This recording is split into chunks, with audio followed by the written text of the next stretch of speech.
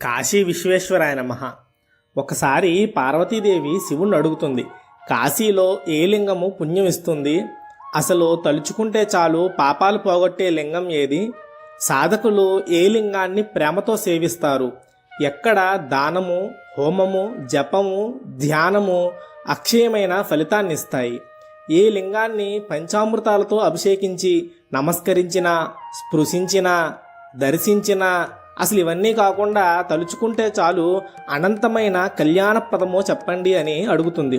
అప్పుడు శివుడు, ఓ ఉమాదేవి, నీవు అడిగిన విధంగా మహాప్రభావం కలిగి భవబంధాల నుండి విముక్తి కలిగించే లింగం గురించి శ్రద్ధగా విను అని చెప్పి ధర్మేశ్వర లింగం ఉత్పత్తి గురించి చెప్పారు. ఎక్కడ అయితే పార్వతీదేవి విశ్వభుజ అనే పేరుతో ముక్తి స్వరూపంగా ఉన్నాదో, క్షేత్ర విఘ్నములను నశింపజేసే పార్వతీదేవి కుమారుడైన ఆశా వినాయకుడు ఎక్కడున్నాడో, ఎక్కడైతే పాపనాశకము మరియు పితృదేవతలకు ప్రీతికరమైన ధర్మకోపం ఉన్నదో, ఇంద్రుడు వృత్రాసురుని చంపడం వలన కలిగిన బ్రహ్మహత్యా పాతకాన్ని ఎక్కడ తొలగించుకున్నాడో, ఎక్కడ ధర్మరాజు గొప్ప తపస్సు చేసి ధర్మాధికారి అయ్యాడో, ఎక్కడ పక్షులు కూడా సంసార జ్ఞానము పొందాయో, ఏ లింగ దర్శనం వలన దుర్గముడు అనే రాజు ఉద్వేగ స్వభావం వదులుకొని ధర్మబుద్ధి అయ్యాడో, ఎక్కడ వటవృక్షము బంగారుమయం అయిందో, అటువంటి ధర్మేశ్వర లింగం యొక్క ఆవిర్భావము మహాత్మ్యము వినుము అని చెప్పారు. కాశీఖండం 79వ అధ్యాయంలో కాశీలో ఉన్న వివిధ పీఠముల గురించి వర్ణిస్తారండి. ఆ వర్ణన ప్రకారం ఈ ప్రాంతాన్ని ధర్మపీఠం అని పిలుస్తారు. ఇది చాలా శక్తివంతమైన పీఠం. దీనిని దర్శనం చేస్తే చాలు మనుషులు పాప విముక్తులవుతారు. పూర్వము సూర్యుడి కుమారుడైన యముడు విశాలాక్షీదేవి దగ్గరలో శిశిర ఋతువులో నీటిలో ఉండి, వర్ష ఋతువులో వర్షంలో తడుస్తూ, గ్రీష్మ ఋతువులో వేడిని తట్టుకుంటూ చాలా కాలం పాటు ఒకే పాదంపై నిలబడి, ఆ పాదం కూడా పూర్తిగా నేల మీద ఆంచి కాకుండా కేవలం బొటనవేలు మీద నిలబడి గాలిని మాత్రమే ఆహారంగా తీసుకుంటూ, దర్భల చివరి భాగంలో ఉన్న నీటి బిందువులతో దాహం తీర్చుకుంటూ 4 యుగాల పాటు శివుడి దర్శనం కోసం భయంకరమైన తపస్సు చేశాడు. ఒకసారి ఆలోచించండి, ఆయన ఎంత భయంకరమైన తపస్సు చేశారో. మీరు ఈ లింగ దర్శనం కోసం వెళ్ళినప్పుడు కళ్ళు మూసుకుని ఇది ఒక్కసారి తలుచుకోండి, మీకు అప్పుడు అర్థమవుతుంది ఈ ధర్మేశ్వర లింగం ఎంత శక్తివంతమైనదో. మొత్తానికి ఈ తపస్సుకు సంతోషించి శివుడు అక్కడికి వెళ్ళి కాంచన శాఖ అనే మర్రి చెట్టు కింద తపస్సు చేసుకుంటున్న సూర్య కుమారుడిని చూశాడు. అక్కడే యముడు సూర్యకాంతమణిలాగా ప్రకాశవంతమైన మహాలింగాన్ని ప్రతిష్ఠించి ఆ లింగాన్ని పూజిస్తూ, ఆ లింగం సాక్షిగా చలనం లేకుండా తపస్సు చేసుకుంటున్న యముడిని చూశారు. అప్పుడు శివుణ్ణి చూసిన యముడు ధర్మకృత శివస్తోత్రములు చేశారు. నమో నమః కారణ కారణానాం నమో నమః కారణ వర్జితాయ అని సాగుతూ వెళ్లే ఈ శ్లోకం గురించి కాశీఖండం 78వ అధ్యాయంలో ఉందండి.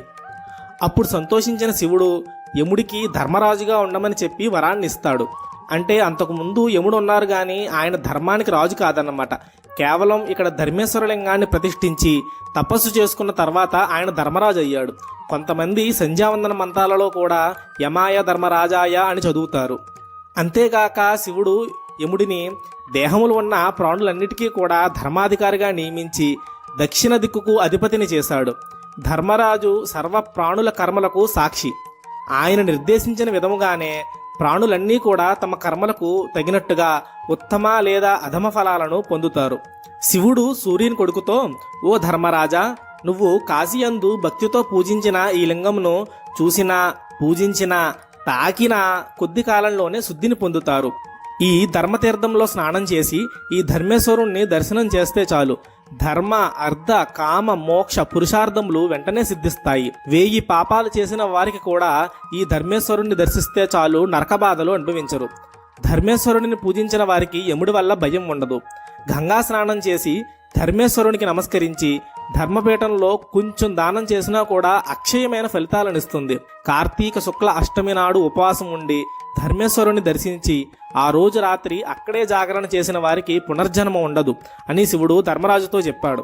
కాశీఖండం 78వ అధ్యాయం 55వ శ్లోకంలో చెప్పినట్టుగా, ఏ కార్తికే మాసి శితాష్టమి తిథౌ యాత్రాం కరిష్యంత్యనరా ఉపోషితా రాత్రౌ చ వై జాగరణం మహోత్సవై ధర్మేశ్వరే తేన పునర్భవా భువి.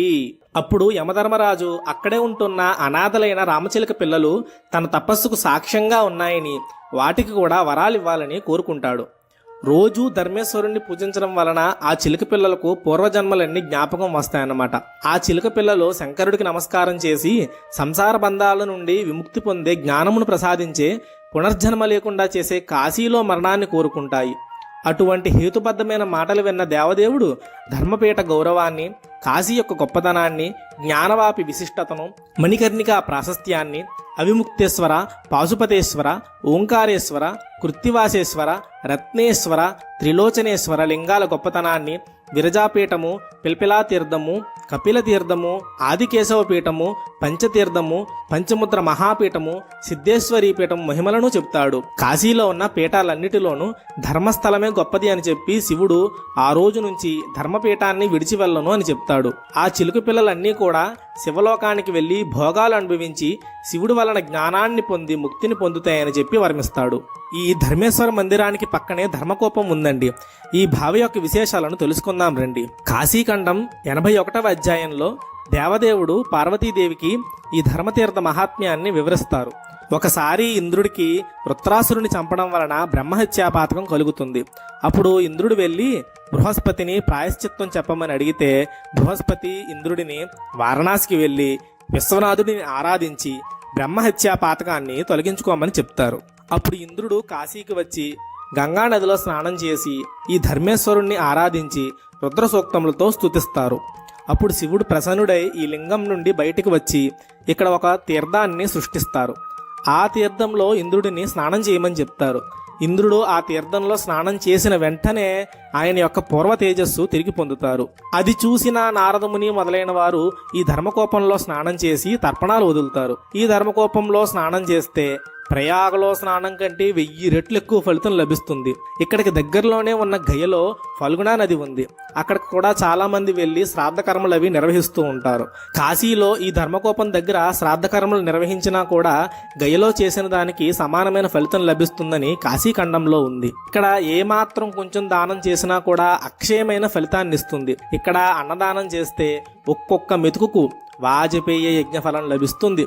మీలో చాలా మందికి తెలుసు ఒక్క వాజపేయి యజ్ఞం చేయడం ఎంత కష్టమో, అలాంటిది ఇక్కడ అన్నదానం చేస్తే ఎన్ని కోట్ల యజ్ఞ ఫలితం లభిస్తుందో. అంతేకాకుండా వింధ్యాపర్వత ప్రాంతంలో ఉండే దుర్గముడు అనే రాజు కథను కూడా కుమారస్వామి అగస్త్యుడికి వివరిస్తారు. వింధ్యాపర్వత శ్రేణుల్లో ఒకటైన కదంబ శిఖరంలో దుర్గముడు అనే రాజు ఉండేవాడు. అతనికి అన్ని చెడ్డ అలవాట్లే. చెడు పనులు చేసేవారిని ఇష్టంగా దగ్గరికి తీసుకునేవాడు. తప్పు చేసిన వారిని వదిలేసి తప్పు చేయని వారిని శిక్షించేవాడు. రాజ్యపాలన అసలు సరిగా చేసేవాడే కాదు. ఒకరోజు ఆ రాజు అడవిలో వేటకు వెళ్ళి దారి తప్పి దేవుడి దయతో కాశీలో ప్రవేశిస్తాడు. అలా ప్రవేశించిన వెంటనే అతనిలో మార్పు వస్తుంది. అతను చేసిన తప్పును తెలుసుకుని పశ్చాత్తాపపడడం ప్రారంభిస్తాడు.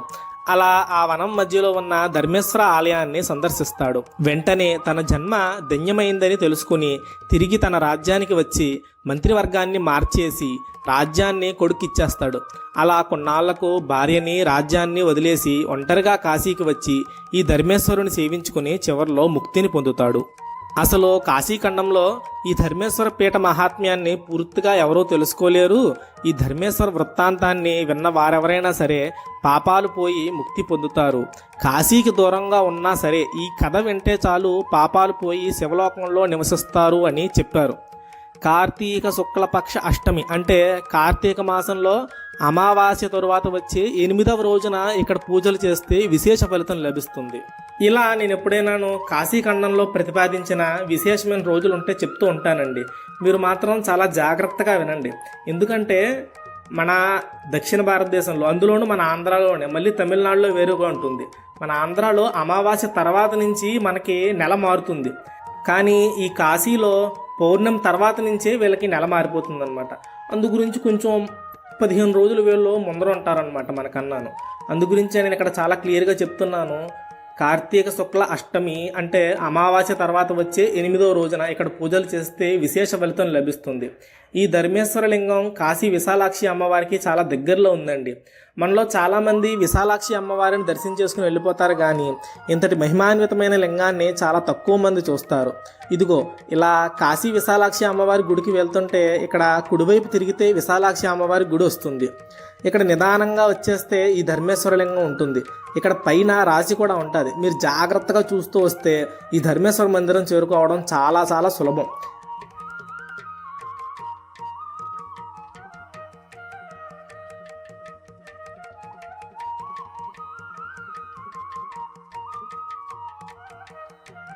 ఈ ధర్మేశ్వర ఆలయంలోనే యమధర్మరాజు శివకేశవుల మీద చేసిన అష్టోత్తర శతనామావళిని చెక్కించి ఉంచారు. మీరు వచ్చినప్పుడు వీలు కుదిరితే చదువుకోండి. ఇది చాలా మంచి ఫలితాన్ని ఇస్తుంది.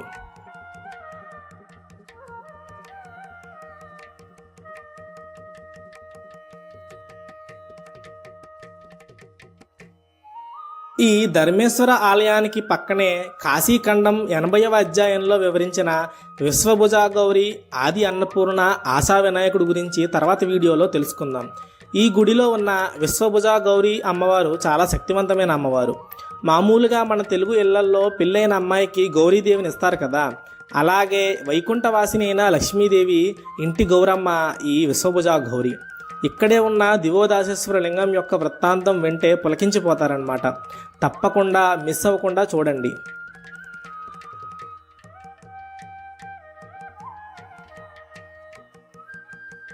ఈ వీడియో చూస్తున్న వారందరికీ కూడా ఈ ధర్మేశ్వర స్వామి దర్శనం కలగాలని కోరుకుంటూ నమః పార్వతీపతయే హర హర మహాదేవ.